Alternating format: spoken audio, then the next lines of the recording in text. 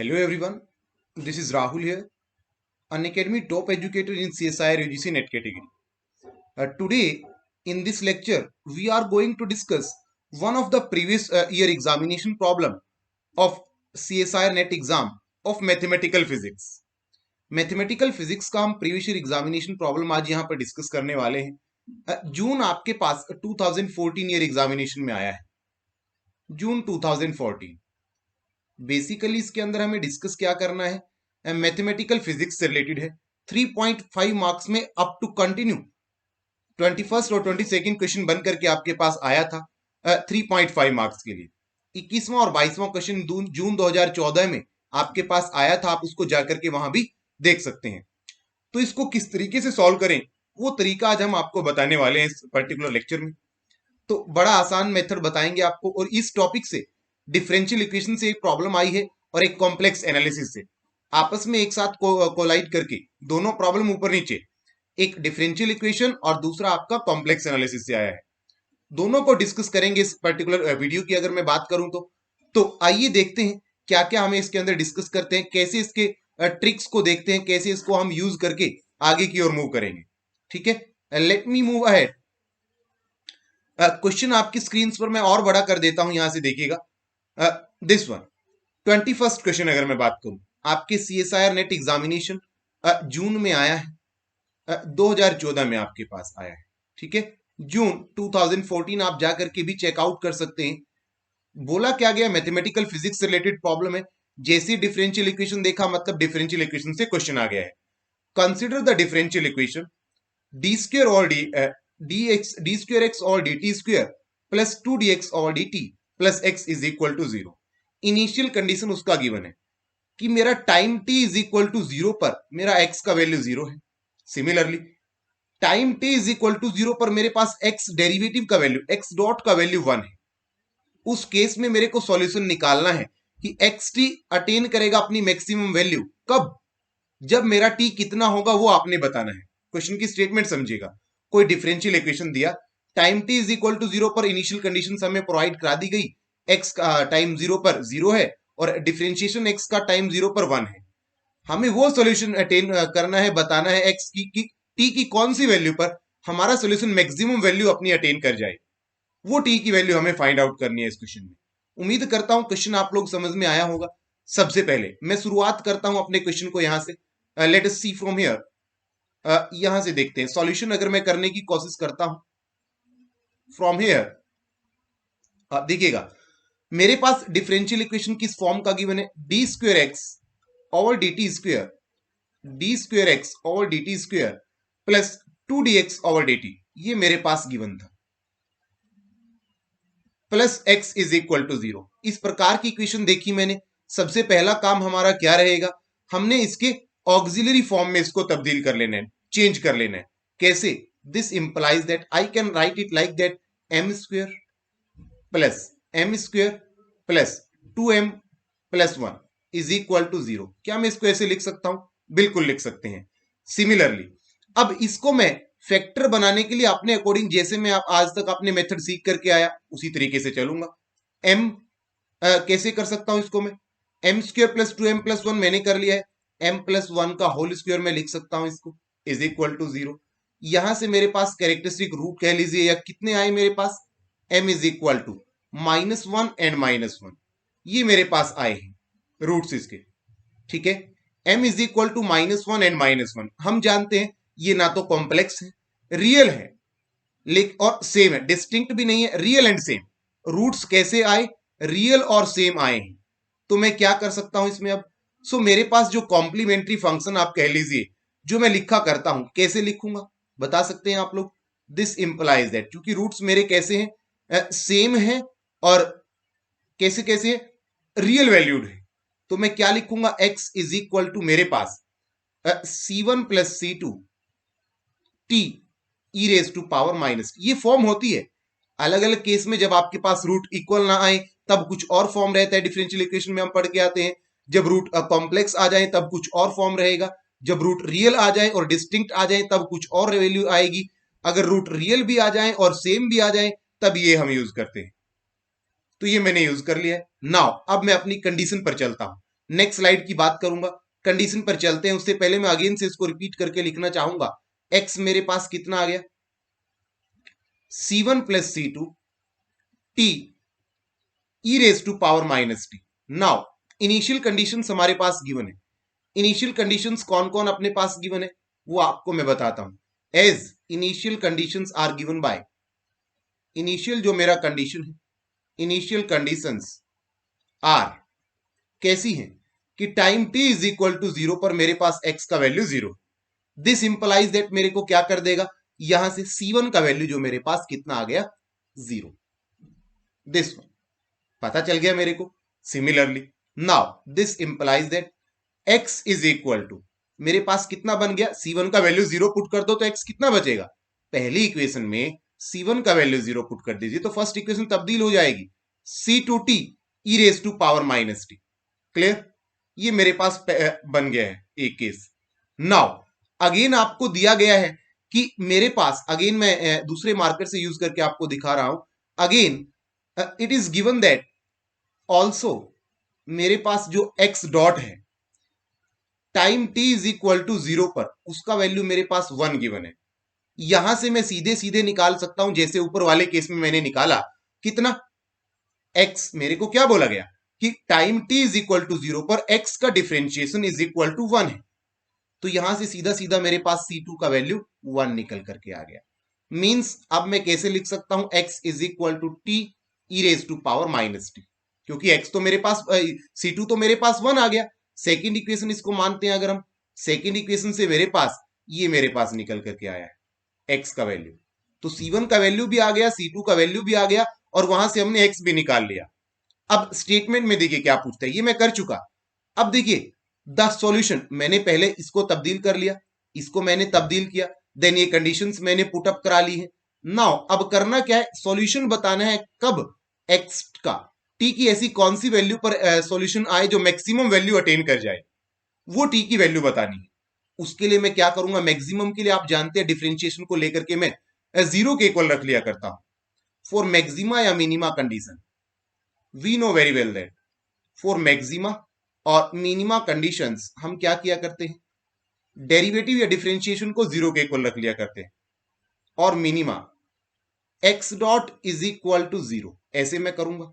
Means x dot कितना है मेरे पास, वो तो x इज इक्वल टू कितना है, x डॉट को जब मैं 0 रखता हूं तो x dot is equal to कितना, वो तो मेरे पास minus T E raise to power minus T है। This is minus over here. अगर मैं फेड करके दोबारा लिखना चाहूं, अगर आपको यहां से क्लियरली नजर नहीं आ रहा है तो अगेन से आप चेक कर सकते हैं। यहां से x डॉट मेरे पास, पीछे जाओ, अभी निकाल के आए हम लोग, अभी निकाल के आए कितना, minus T E raise to power minus T, ऐसे मैं लिख सकता हूं। साथ में कौन, E raise to power minus T, मैं ऐसे कर सकता हूं। इज इक्वल टू, चूंकि मैक्सिमा मिनिमा की बात कर रहे हैं, इज इक्वल टू 0 लेना होगा। समझ में आई बात। This implies that x dot मेरे पास कितना बन गया, E raise to power minus T, आपने कॉमन ले लिया, इनसाइड कितना बचा, 1 माइनस टी, यही बचेगा कॉमन लेकर के हमारे पास। अब इसको मैं क्या करूंगा, आगे देखते हैं। This implies that e raise to power minus t is equal to कितना, अगर मैं 0 यहां से 0 कर दिया है मैंने, this implies that 1 minus t is equal to 0, यही केस बनेंगे।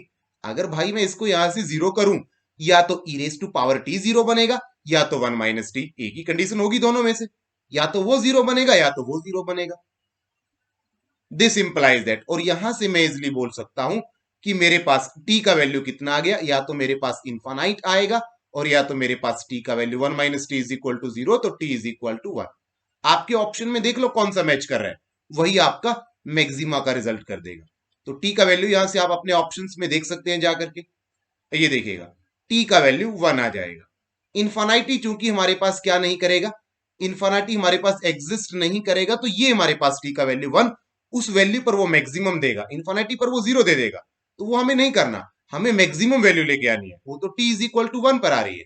दैट इज वाई हमारे पास ऑप्शन बी आंसर इसका हो जाएगा। क्लियर, इतना इजी प्रॉब्लम था आपके एग्जाम के लिए। ऐसे ही इजी इजी प्रॉब्लम आपके एग्जामिनेशन में आते रहते हैं। सिमिलरली अब मैं सेकेंड क्वेश्चन की ओर चलता हूं। नाउ